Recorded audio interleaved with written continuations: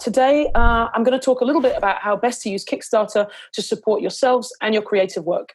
My ideal situation is that you leave this session equipped with practical skills to implement for your own projects, your own film projects, some inspiration and a few ideas for your own campaigns, but also a broader understanding of how Kickstarter works to support filmmakers.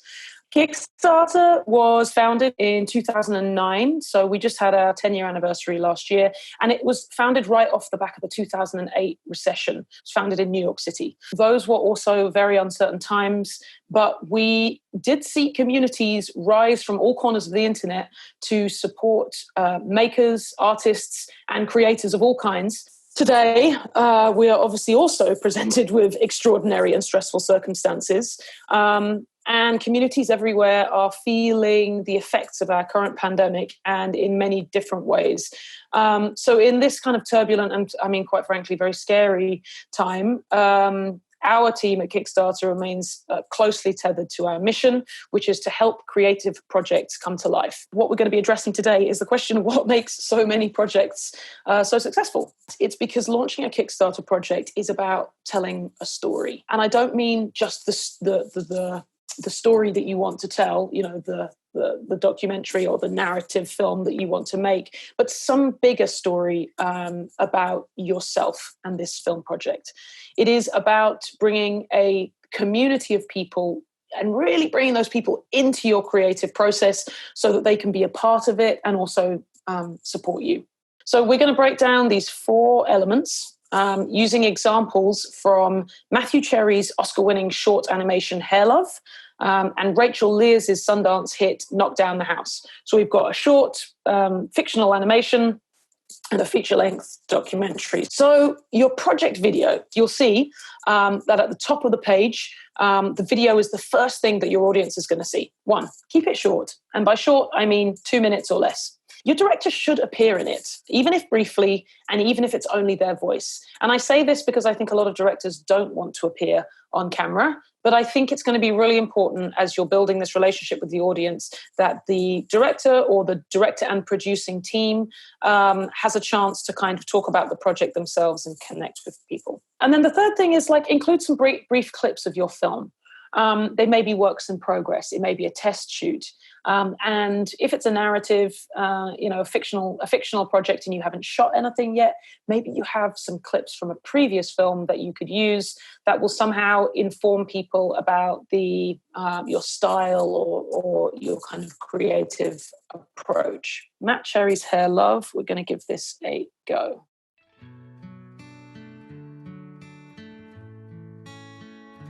What's going on, guys? It's Matthew Cherry here. I'm here today to tell you all about my new animated project called Hair Love.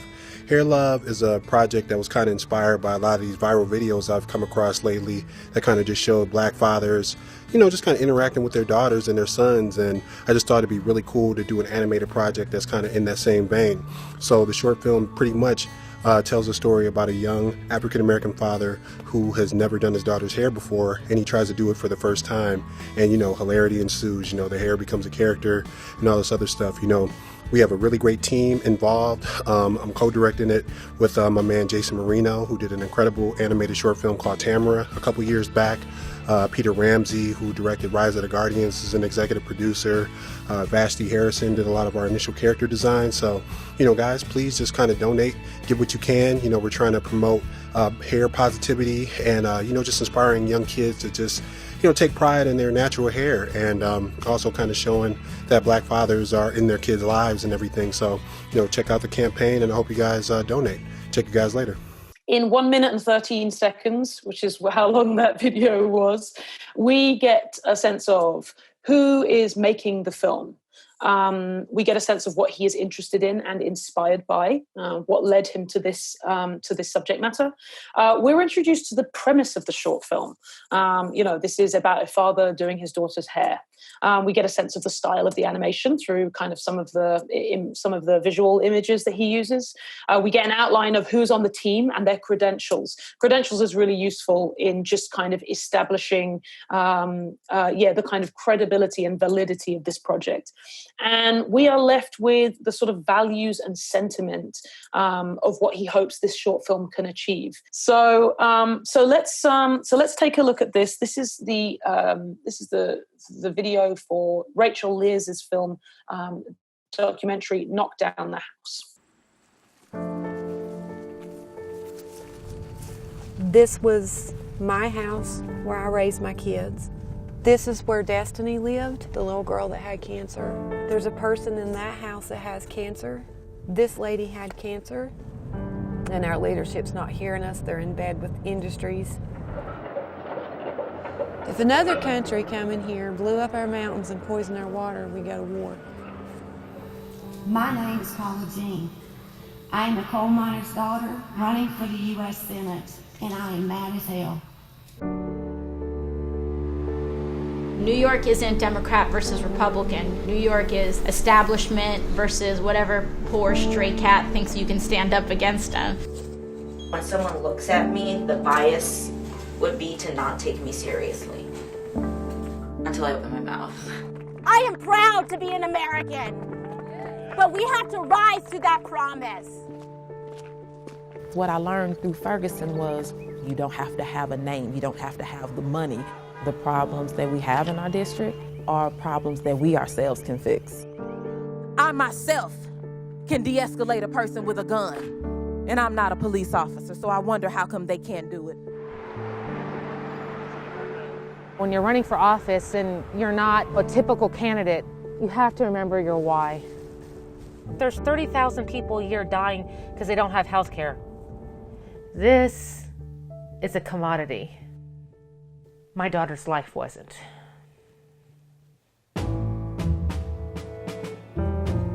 We have never seen this at this scale in American history.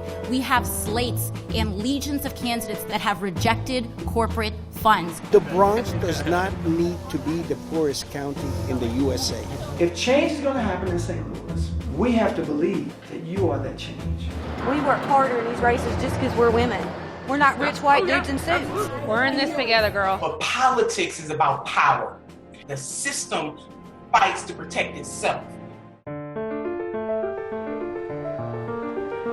We're doing something very controversial. We're daring to force a primary. Nobody owns you yet. You don't owe anybody anything yet. This is no joke, y'all. They're going to come after you. My mom, she's afraid. I've had my life threatened. People try to use the fact that I'm a black woman to hold me back. I'm able to stomp through some doors that other people are afraid to. I'm not going to allow my daughter to have died for nothing. I just think they underestimate us. At the end of the day, we're going to fight for each other. They need to know that. We're coming out of the belly of the beast kicking and screaming.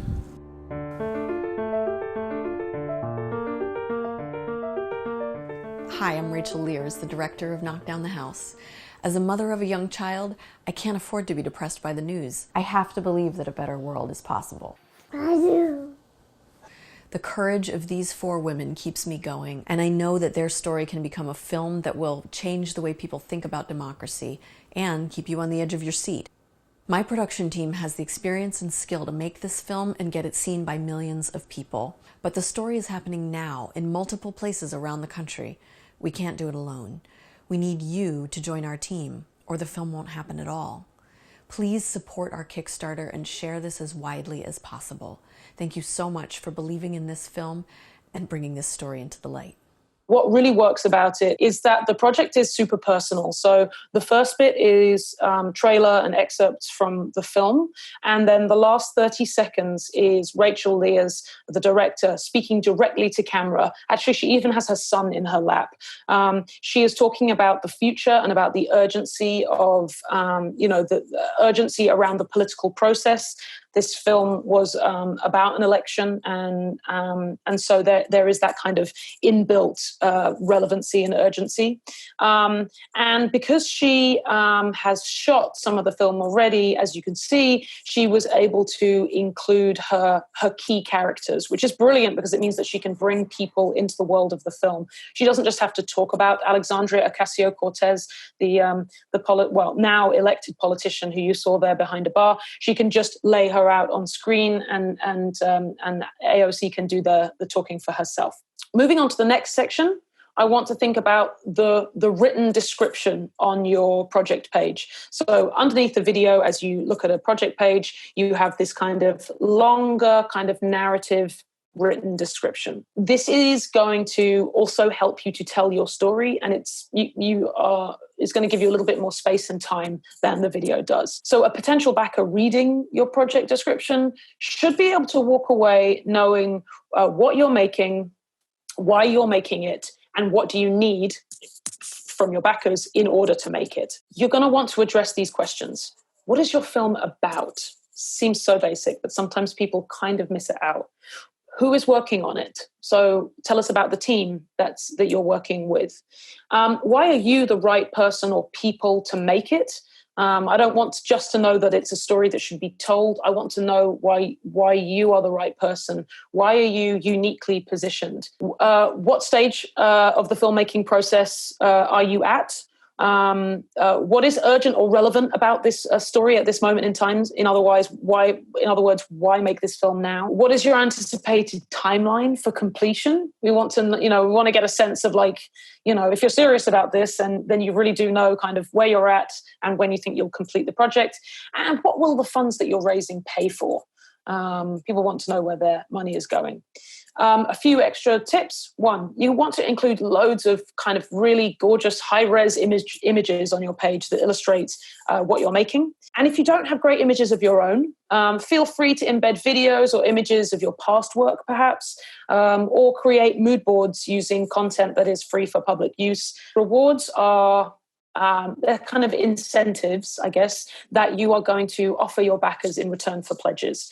You are rewarding your backers for their excitement in and commitment to your creative process. So $25 is going to be the most common pledge. And for film projects, it's often a link to watch the finished film. 5 to 7 is the ideal number of different tiers. So you have a different offering, 5 to 7 different offerings, and each one of those comes at a different price. And again, $100, and you'll have to kind of translate out into your local currency, is the tier that generates the greatest revenue.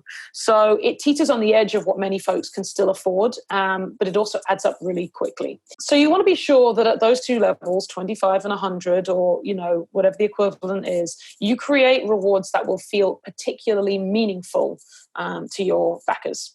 These rewards are also going to build this connection between yourself and the subject matter and the audience, that triangle again. Offer something that is non-physical. I mean, sort of a digital, something that can be emailed, essentially. So what am I thinking? Like playlists, recommendations lists based on the themes or locations of your film, bringing backers into the creative process by sharing sort of, like footage or stills from your shoot, something like that. Second up here, we have experiential rewards. So for instance, a visit on set, a walk on roll, a tour of the location, or in this current very virtual digital world, a hangout with members of the creative team behind the film on, Zoom or Skype or whatever. And number 3 here, we've got a thanks or a special thanks in the credits. This can go a really long way. I personally still get excited when somebody thanks me in the credits, and I've been working in film for a long time.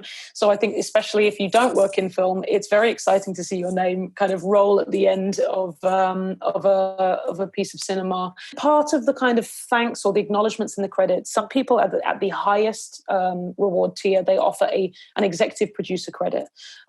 If you're working in documentary, the Documentary Producers Alliance has developed some really helpful guidelines on crediting, and it's worth having a look at those if you're making a feature doc and you want to credit someone as some kind of a exec producer. It's worth taking a look at that. That's the Documentary Producers Alliance. Okay, so I picked out the lowest and the highest reward tier for this animation project, Hair Love. So here you can see their lowest tier is $1. The interesting thing I think about the lower tiered rewards is that they allow for a larger number of folks to show their appreciation and support the project. So for example, this $1 tier for this project accounted for 15% of all backers. but it actually only accounted for less than 1% of the amount of money that was raised. So this was about people being able to be part of something rather than an enormous kind of fundraising tool. And one of those higher rewards that Matthew offered was an executive producer credit at $10,000. So while only, you can just see at the bottom there, it says 5 backers. While only 5 backers pledged at that 10K level, and therefore it only accounted for less than 1% of the actual backers, it contributed 18% to the final total. Matthew raised around $250,000 for this campaign, so it was enormously successful. Looking at Knock Down the House, the Rachel Liz's documentary, her lowest level was this $5 tier, and for which you've said, you will get our enormous gratitude and we'll also keep you updated on the progress of the film. So they followed this similar pattern with lower tiered rewards accounting for more backers and higher tiered rewards accounting for more dollars raised. It's also interesting, I think, with this project to note that 20% of the backers chose no reward at all, which accounted for a third of the total raised. So that was really people just saying, like, I don't need anything in return. I just want you to make this film. I'm excited for you. I'm excited to have this film out in the world. And with those higher tier rewards, you can see I've put one here for $500 called Running Mate. Knock Down the House made the most of the appeal of its central contributors. So it did a lot of offering, an exclusive webinar with film subjects or tickets to a film premiere and dinner with the filmmakers plus subjects. So that team knew that the 4 main subjects of the documentary would be an incredibly compelling reason for people to want to back the project. So this is really an opportunity to keep the people who've shown faith in the project and you personally really informed. And it's also an avenue to express your gratitude. It can deepen your connection with your backers and also give a real boost of momentum to your page, to your page on the platform. Your updates are an opportunity for you to introduce new rewards. So let's say you have 5 to 7 reward tiers and you launch your campaign with that. You can actually bring in a new reward halfway through the campaign if you want to. It's an opportunity to offer a new trailer, a sneak peek, or some behind-the-scenes footage or images. It's an opportunity to celebrate funding milestones. So you hit the 50% funded mark, or maybe you've reached 100 backers. It's a great opportunity to kind of, let people know how well things are going. You can post calls to action. So enlist your backers for their support in helping you spread the word, for instance. And then finally, it's an opportunity to share new details about the film or your creative process. So let's say you've got a new cast member, or you secured a fantastic shooting location, or something significant happened to the subject of your documentary film. This is the place to kind of share that information and get people excited about what's happening. How often should I share an update? My general tip with updates is a kind of a policy of radical transparency. It is sometimes a little bit uncomfortable to share with people when a project hits up against a bit of a roadblock or a bit of a speed bump and you find yourself having to deal with an unforeseen situation. I think filmmakers, we all, when things don't quite go to plan, often feel that it is a bit of a kind of a personal failure. But I encourage you to sort of push through that and let your backers know whenever those things happen, because you will find that you really generate their sympathy as long as they know what's happening. When people have given you some money to help you make a creative project and then you go silent on them for whatever reason, that's when backers start to get a bit kind of annoyed and upset. But if you let them know, like, you know what, that location fell through, or we had our gear stolen and so we are now having to raise extra money, or whatever the thing is, or like there's a pandemic and we can't shoot at all. It's definitely worth kind of erring on the side of too open rather than too quiet. So Matthew Cherry was just so good at communicating with his backers just every step of the way. He just included them in every twist and turn that his project went on. Hair Love ended up winning the best animated short Oscar this year. And we just really saw this sort of outpouring of support and celebration coming in from his backers. And I just think that a large part of this kind of emotional connection to his work and that particular Oscar moment actually can be attributed to the fact that he really sort of generously communicated, his generous communication and interest in bringing people into his creative world. It just really paid off. It was a lot of fun to watch Twitter the night of the Oscars.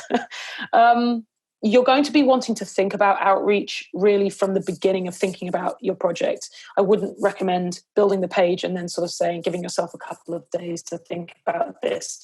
This is really going to be a big project, is thinking about how to reach people, how to reach people and convince them to financially contribute to your creative project, to your film project. So firstly, you're going to want to think about how to reach your existing network. And you're going to do that by starting to ask yourself, who are my current supporters? And by supporters, I really do mean kind of everyone. So I'm interested for you to think about people who you studied with at all stages of your education, people who you trained with, people who you've worked on jobs with, people who have taught and mentored you, and people who you have taught and mentored. Then I want you to think about how and where you generally interact with them. Is it in person? Is it online? If it's online, then, is it email? Is it some social media platform? So just really think specifically about that. And then we want you to build a database. We want you to collect emails for people, Twitter handles, phone numbers, all in one place. This can be as complex as some kind of database software, or it can be really just as simple as just a spreadsheet. You can also roughly estimate the amount of money that you think different people might be prepared to pledge, and you can then prioritize your outreach efforts based on that equation. You are going to want to ask your contact list to share it with their networks. This is a sort of a non-creepy way of indirectly asking folks to back your campaign. If you've got email addresses for them, you should send an email. Email is probably the most effective way of getting people to pledge. So the best way to attack this thing is to make your communications incredibly friendly and honest. Make it an invitation rather than an ask, and make it enticing. This is a chance to come on board an exciting project. If it feels uncomfortable to you to ask people to contribute directly, ask people to refer you to people they know who might be interested in the subject matter, who might be interested in backing. It's another way kind of around that sort of sometimes the awkwardness of a direct ask. Around 76% of a film project's funding comes from the creator's own network. So that's people you know and the people they know. If you can imagine those sort of two concentric circles, the people you know, the people they know. But the difference between a good campaign and a really great campaign is managing to reach beyond that network. Now, certain projects lend themselves more easily to support from internet strangers, particularly projects that speak to specific communities with very niche interests. Untie those themes, find the communities that are most dedicated to exploring and supporting those ideas, and really speak to them directly. You're going to want to identify press outlets, blogs, and specific journalists that cover the topics, contributors, or locations in your project. First of all, you're going to really want to be very relevant. You're going to want to research who is going to be most passionate about your project. If you were going to invest your time, I would encourage you to invest your time in researching publications and journalists who are interested in your issue, not who are necessarily interested in film. How long should I run my campaign for?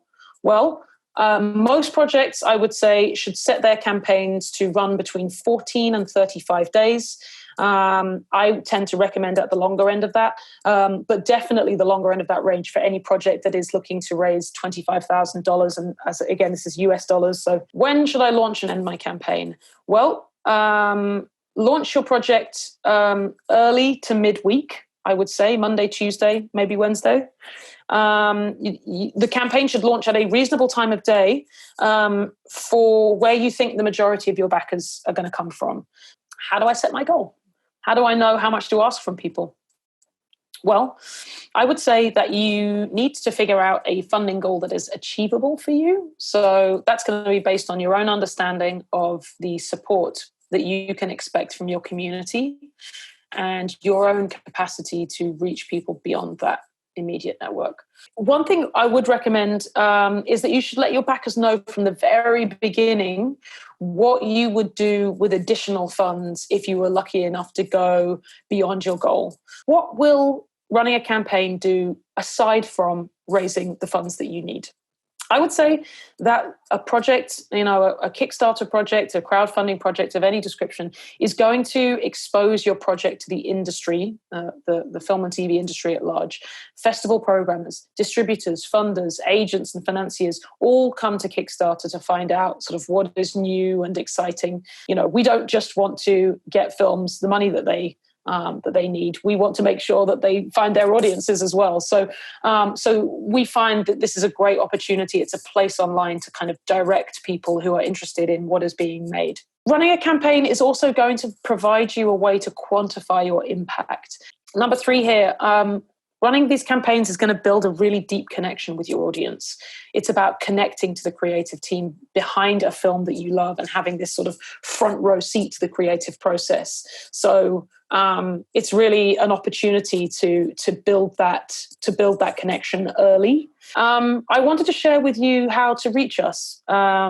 So film@kickstarter.com is the email address that comes directly to myself and Liz. We'd love to hear from you. We really recognize that these are incredibly unprecedented times, and they are going to require filmmakers to think in very new ways about fundraising. On the site, just in the time that on Kickstarter.com, just in the time we've all been on lockdown, which for me is about 8 weeks now, we've seen a real interesting uptick of projects that speak to this moment in terms of both subject and format. And so we are encouraging people to use the platform in very new ways. So not just for development, production, and post, but also to support yourselves in these sort of stressful moments.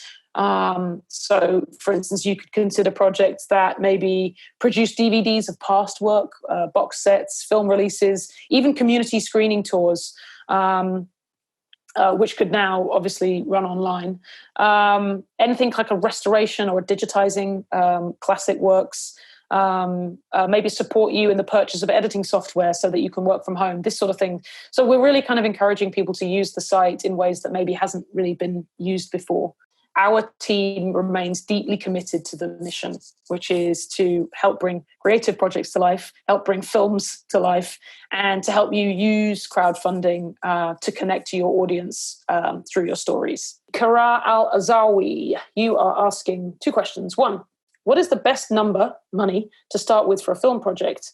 And 2, what will happen if I get less than the number I asked for? That is a great question. So number 1, how much should I ask for? I'm going to refer you back to that piece that we just touched on, which is how much should I set my goal at? It's really going to depend enormously on your subject material. If someone is a filmmaker in their early 40s and has made 5 critically acclaimed shorts and they want to make their first feature, they're probably going to be able to raise a bit more money out of the people that they know than someone who is making their film school thesis film. If you don't make your goals. So Kickstarter, and I should have said this earlier, Kickstarter is all or nothing. You have to reach your goal in order to receive any of your funding.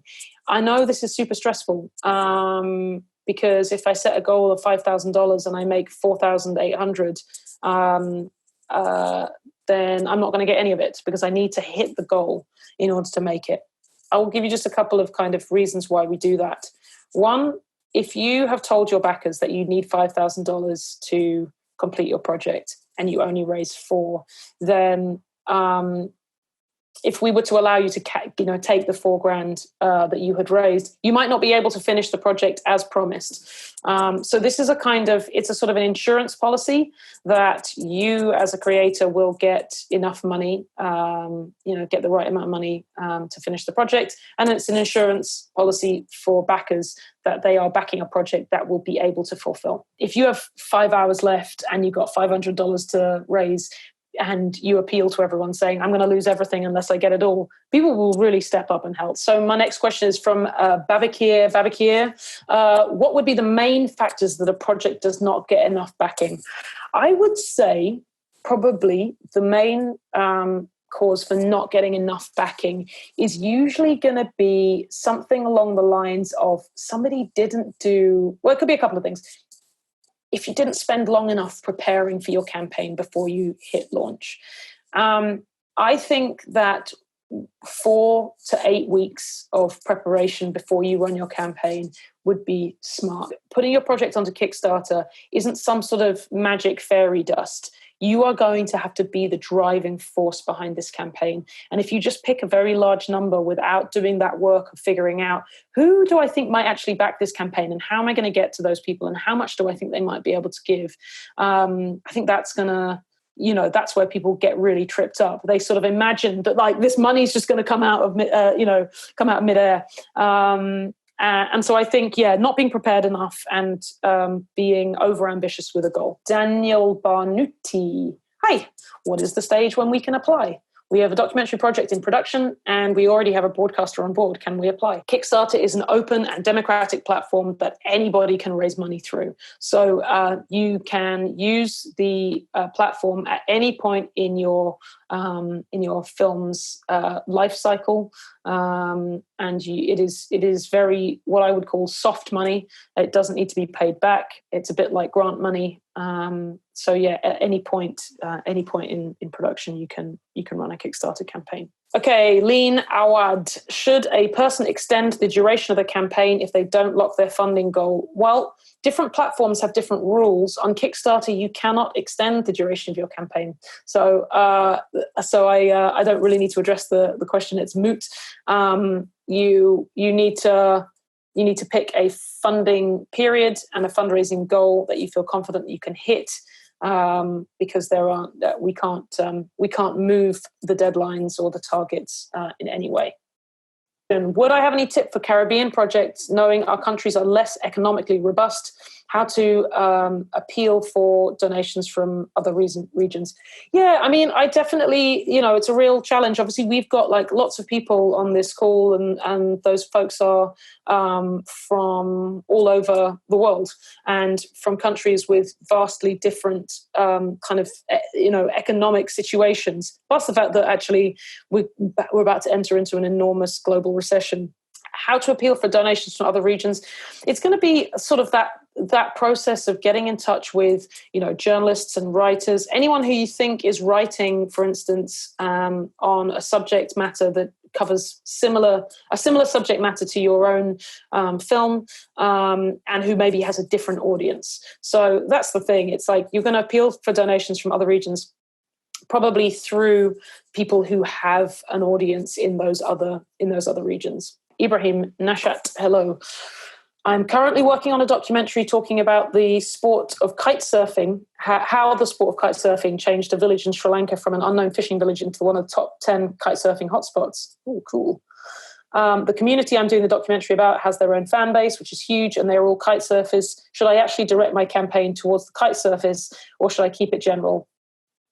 As my documentary is not a kite surfing project, it's more of a community building and how microeconomy is managed to develop it. Sorry, it was a long question, but it's a great one. I'm excited about your film, Ibrahim. I sort of think that this project can appeal to both of those things simultaneously, no? I think if you are interested in the project in any other way, you wouldn't be put off. I think there is definitely a way to appeal to both. Ibrahim, you should email me because I'd love to help you on this project. It sounds really cool. Okay, Nicholas, hello. Can we make more than one campaign on Kickstarter for the same project? with smaller goals instead of a bigger one? You absolutely can. Yes, many people run a couple of campaigns, maybe something for development and then something for post-production. One recommendation I would suggest is that if you know you're going to do 2 campaigns, that you're very clear about that from the beginning. You cannot have 2 campaigns running at the same time. You also can't run a second campaign if you haven't delivered the rewards to the first campaign. So you just need to think about that. Fatima Radi, nice to meet you. Can we use Kickstarter from any country in the world? Is it worldwide? Okay, so this is a great question. You can back a campaign from anywhere in the world. You can launch a campaign if you have a bank account in one of, I believe it's 22 countries. So that can be your bank account, or if you aren't based in one of those 22 countries, then you just need, let's say a producer who does have a bank account in one of those countries. Okay, Rashad Kaslan, nice to meet you. My project is to develop a short story animation about Nepal with a small Nepali team. Cool. And yes, the Corona lockdown has made you have to stop for a while. Yes, hasn't it? Well, hasn't it done that to all of us? Do I think it's a good time now to make a campaign? So I'm glad you brought this up, actually, Rashad, because I should have said this. One thing that we've noticed is that we have a smaller number of projects fundraising on the site, but the projects that are live on the site right now are raising the same amount of money as they were before. So we haven't seen a dip in the amount of support that projects are getting. We've just seen a dip in the overall number of people who want to fundraise. If you feel like your community has been affected in such a way that they will not be able to, they won't be able to support a campaign, it's worth maybe delaying or reducing the size of your overall goal. But as far as the platform, Kickstarter, is concerned, projects are receiving the same level of funding as they were 3 months ago. Okie doke. Look, it's been absolutely a pleasure to speak to my computer screen and knowing that you're all on the other side of it.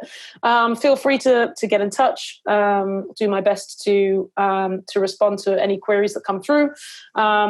Take a look at kickstarter.com/film for those 4 blog posts. They have an enormous amount of information and you can kind of read it in your own sweet time. And I hope that you are kind of safe and well wherever you are, and that you are dreaming of continuing to work on those film projects as soon as you're able. So take care, and I'm going to sign off. See ya.